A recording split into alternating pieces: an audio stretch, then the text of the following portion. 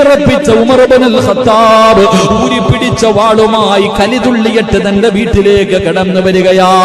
എന്റെ പ്രിയപ്പെട്ടവരെ, ഹബ്ബാബ് ഇബ്നു അറത്ത് റളിയല്ലാഹു തആല അവിടുന്ന് ജീവനും കൊണ്ട് ഇറങ്ങി ഓടുകയാണ്. ഉമറാണ് വരുന്നത്, നേരിടാനുള്ള ധൈര്യമില്ല. സ്വഹാബി അവിടുന്ന് ബാക്കിലെ വാതിലിലൂടെ അവിടുന്ന് പുറകിലൂടെ ഇറങ്ങി ഓടാൻ സൈഡിലേക്ക് ഒളിഞ്ഞു മാറുകയാണ്. എന്റെ പ്രിയപ്പെട്ടവരെ, ഉമർ തങ്ങളുടെ വീടിന്റെ അകത്ത് കടന്നു വന്നു. എന്നിട്ട് അവിടെ വന്നിട്ട് ചോദിച്ചു, നിങ്ങൾ എന്താ ഓതുന്നത്? നിങ്ങൾ എന്തേ പഠിക്കുന്നത്? നിങ്ങൾ പഴയ മതമൊക്കെ വലിച്ചെറിഞ്ഞ് മുഹമ്മദിന്റെ കൂടെ കൂടിയോ?